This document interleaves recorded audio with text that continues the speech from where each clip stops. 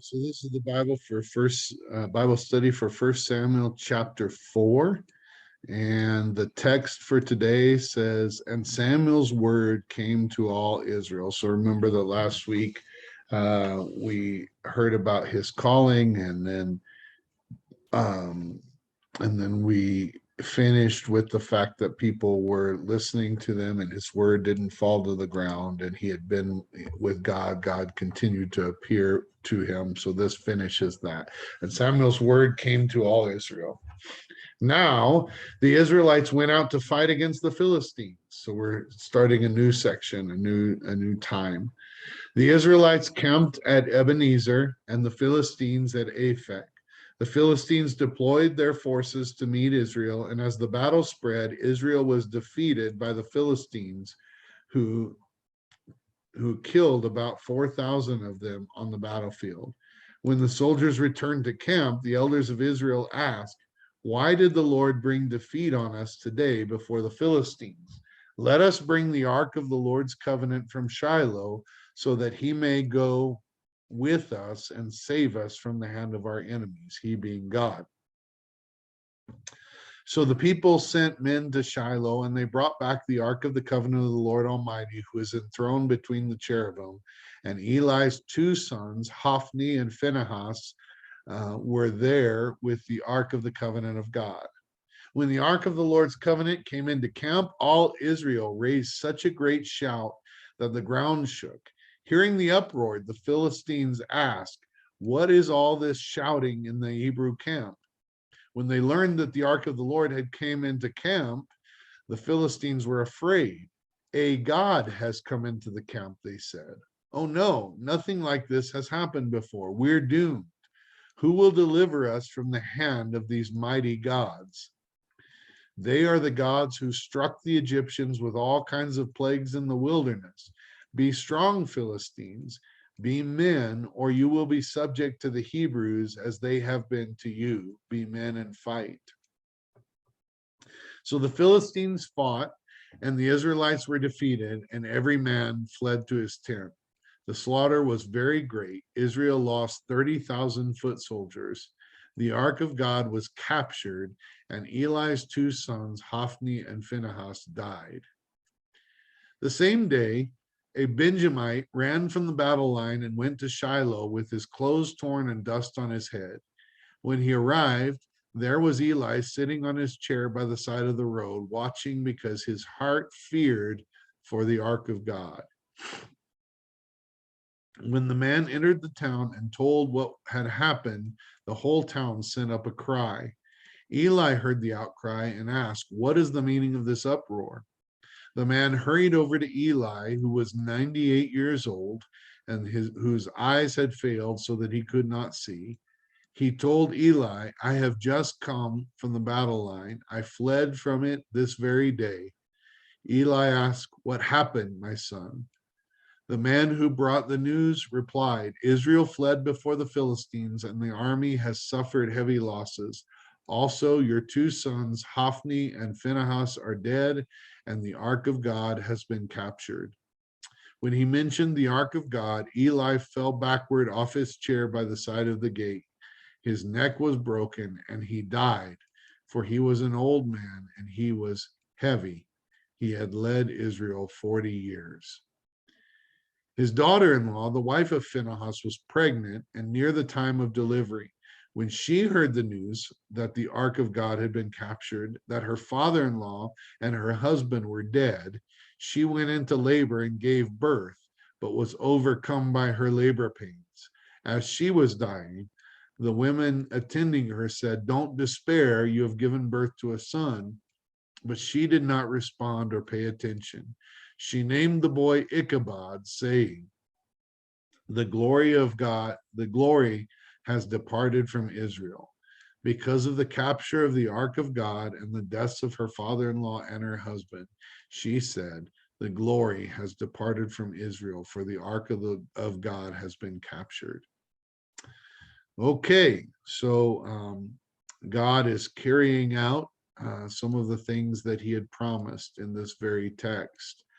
And so we've jumped forward from the calling of Samuel, which included God telling Samuel what he was about to do, to now this is what's happening. And we must assume that this is years later. Number one, what happened in last week's Bible study? We already talked about that. Samuel was called. He was told about what was going to happen to Eli's family. Number two, what does 4:1 tell us been happening since? 4:1 says, now the Israelites went out to fight against the Philistines. We do know that Samuel's word came to all Israel, but now they're fighting against the Philistines, and that's what's been going on. And that sets the stage for this story. Number three, what is happening in 4:1 through 3? The Israelites went out to fight the Philistines. B, Israel was defeated and about 4,000 were killed. C, the soldiers wanted to know why they were defeated. And D, they decided that they needed the Ark of the Lord's covenant on the battlefield with them. The Ark represented God's presence, so really they were recognizing the need for the presence of God with them. So this is something that I don't think we fully understand, although perhaps we do more than we realize, because I think there are things that to us represent the presence of God. But the Ark of the Covenant was sacred, first of all, was very important, had the tablets of the Ten Commandments in it. There was a jar of manna. I'm stating this just from memory.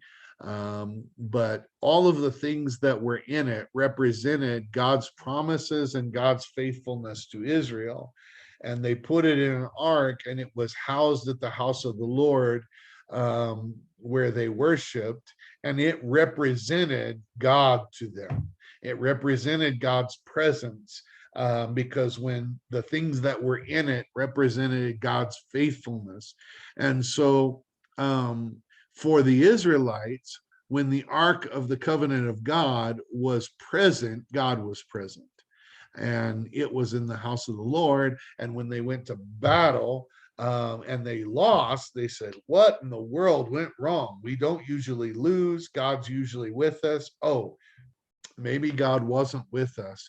What can we do? We need God's presence with us. And so they brought the Ark of the Covenant out, which obviously really worried Eli.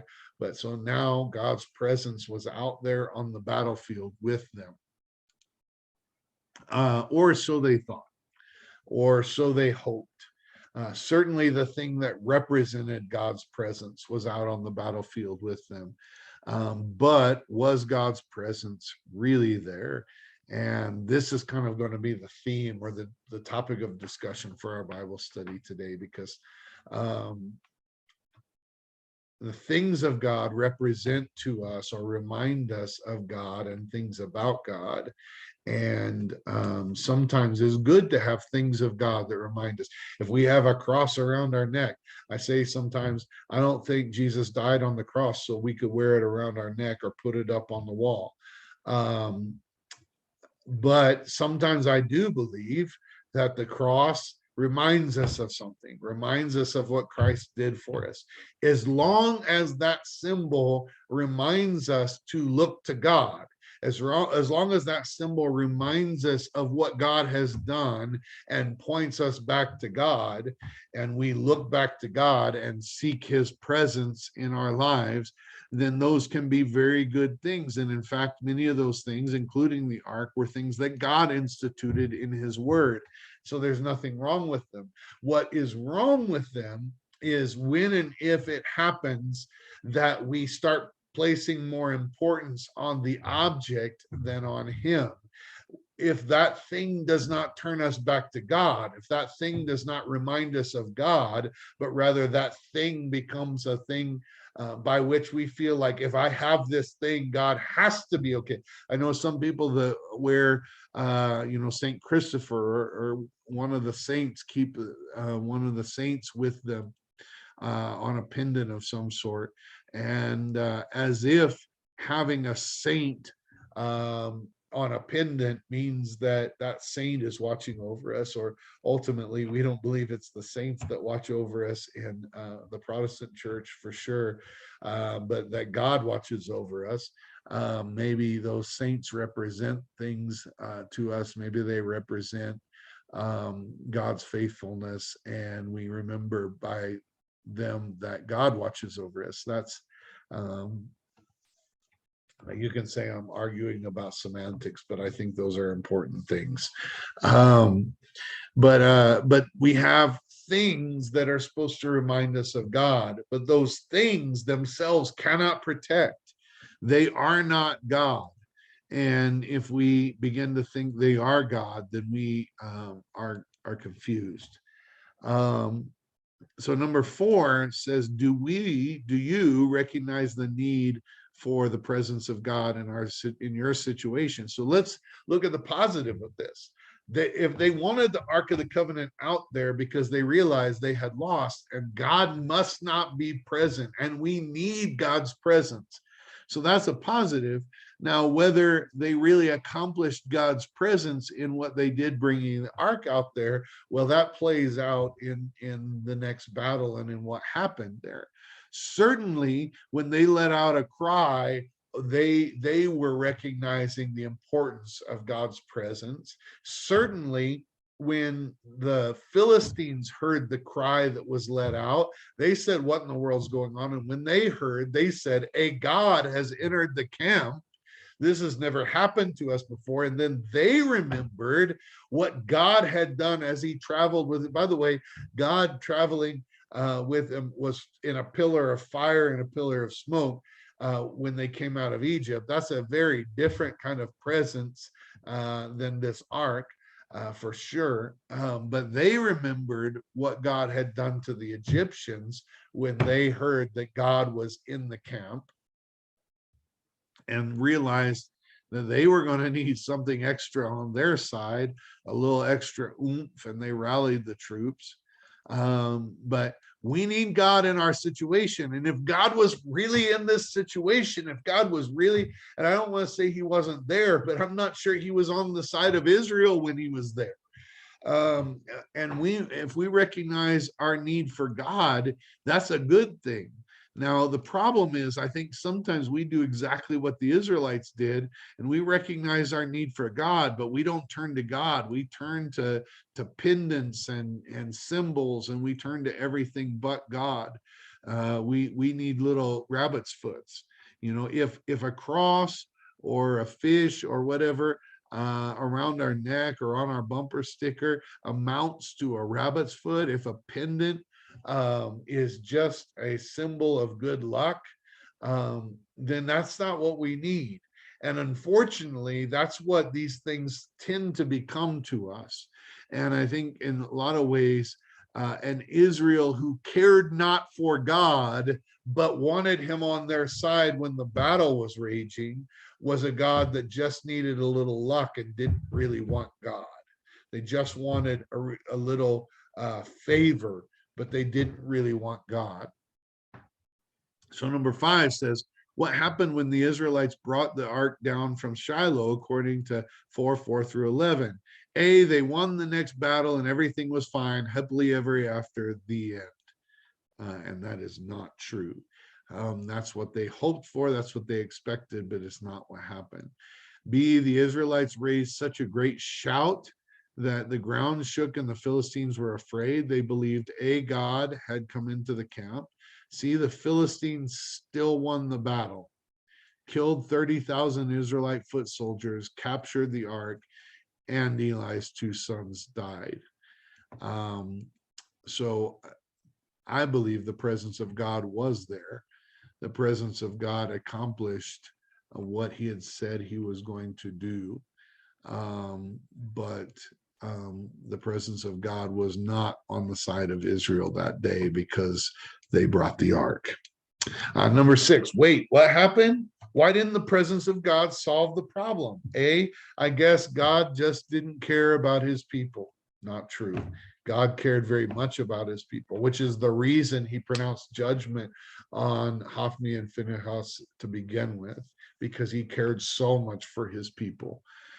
B, perhaps there was a problem. They brought items that represented God's presence, but the people who brought them had nothing to do with God. So here we have corrupt priests bringing this ark that's supposed to be the presence of God. Do you think that the presence of God was with those priests in a positive way, supporting them? No. They put themselves first above the things God cared about and didn't trust in him. That's true. They demanded their own out of the offering first and didn't trust in him to care for them. We talked about that. So now, if the priests that bring the ark care for themselves above God and don't trust God, then does God fight on their side? And the answer clearly in this story is no. Now, here's the question.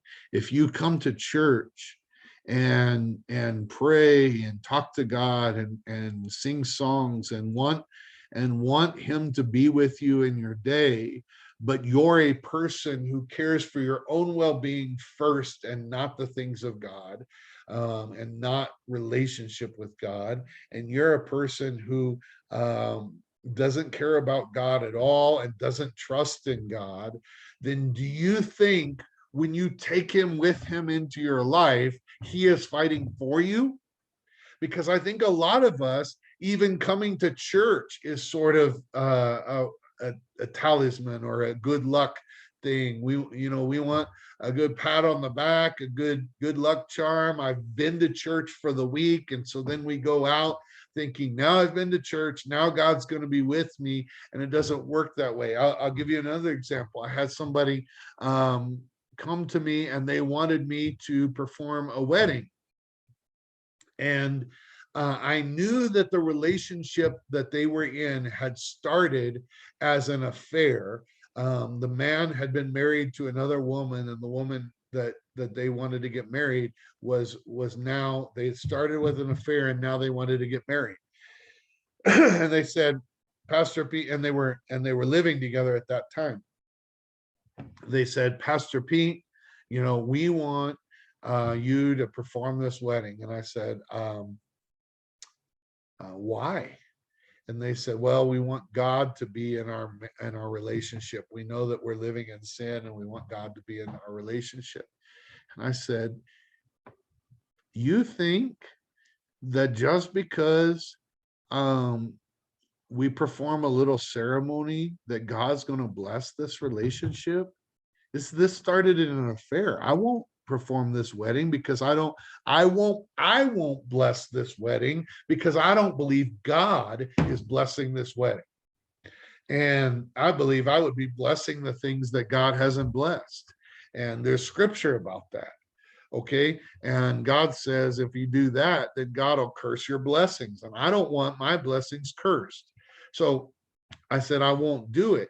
If you will separate, I don't believe this is the will of God, but if you will separate, you will live separately, and you will go a year outside of this relationship, away from this relationship, and then come back in a year and say that you truly believe, after you've been separated, you truly believe this person is still the person that God has for you, then I will start counseling, and then we will consider a later date for a wedding. They didn't want to do that, obviously. By the way, they went to a justice of peace. They got married. Shortly thereafter, the woman was having an affair with another guy, who she left not the first guy, the second guy, who knows how many guys, for this new guy. And the process started over again. And all of that was to say that God doesn't just, like, you can't just perform a little wedding ceremony and now God bless my relationship. If you start that relationship outside of the will of God, I'm not saying that God never wants people that have started their relationship wrong to get right and get married, because I do think that sometimes that's the answer. That if we were away from the Lord and we started a relationship wrong and now we got a family and all of this and we want to make things right before God, that I think that the marriage is the right choice many times. But in this case, they knew what was right and wrong, and they were starting the marriage on the wrong foot on purpose. They were starting this relationship on the wrong foot on purpose. And I just want us to consider that we can't, like, God's presence cannot be demanded and commanded by people with sin in their lives. So you can't, if you're not putting God first and you are putting your own desires first and you're not putting your trust in him for his provision in your life, you don't have the ability to command the presence of God to just come despite your sin.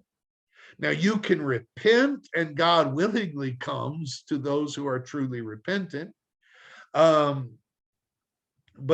I think we like the idea that we're in control. So we love the idea. See, an ark can be brought from the temple, and we have commanded the ark is here. The presence of the ark is here. So we like the idea that we could command the presence of God the way that we can command this thing. And we can be in charge, but that's not God being in control. God being in control would be him telling us what battles to fight, and him telling us what he wants us to do, and him telling us whether he's with us and whether we should go into this battle with him with us.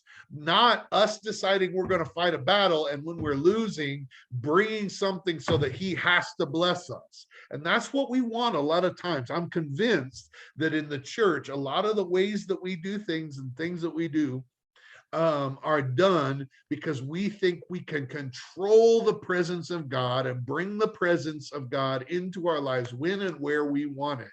And by the way, send it away when we're doing things that we know he's not pleased with because we don't want him there at that time. And that's not the way God works. And we need to learn from this story that God's presence didn't show up on Israel's side just because they brought the ark. And he won't show up on our side just because we went to church, just because we have a cross around our neck or St. Christopher or whatever it is. God doesn't have to show up when we want it. Now, he will show up when we humble ourselves, we put him first, devote ourselves to him. We choose to trust in him. That's a different heart entirely than what Israel had. See, God doesn't come on command into situations that we've already pushed him out of. That's true. D, we can control whether an item, I said all this already, we can control whether an item comes to the battlefield, but bringing the presence of God is a different thing. We can treat the things of God like a good luck charm and assume God has to act on our behalf. We can't when the charm is present. We can't assume he's got to act. E, God was more concerned about the people being in the right relationship with him than the battle. Unfortunately, his people were more concerned about the battle than being right with him. And that's true. Number 7, what happened when the Benjamite brought the news to Eli? He fell down and off his chair and broke his neck and he died. It says he was old and he was heavy. And when he fell, he broke his neck. Number 8, had the glory of God really departed? So this is interesting. So when she went into labor, Eli's daughter-in-law went into labor with this grandson. She named him Ichabod because the glory of God had departed from Israel. Had the glory of God really departed from Israel? Well, based on what we read in 1 Samuel, I believe the answer is no. God had not departed. God was still working. God was working in the punishment of Eli's family and then the death of Eli and his sons on the same day. Um, God was in all of that. And God was speaking to Samuel. God had not departed from Israel, but God had departed from the house of Eli. And so this is what she was reacting to. But because the house of Eli was a house of priests, usually God departing from that house would mean that God had departed from Israel. But in this case, it was not true, because ultimately God was with Israel in the punishment of this family. And so these are some things I think we need to learn. We need to understand. Sometimes we think God has departed from the church, but maybe he hasn't. Maybe he's departed from us. Maybe there are people in the church that still have the presence of God. We're the one that hasn't. Um, and we can't just command him by bringing in another symbol or doing another thing. We have to put our trust in him, choose to follow him, and put his will above our own desires. That's how the presence of God is brought about into our lives.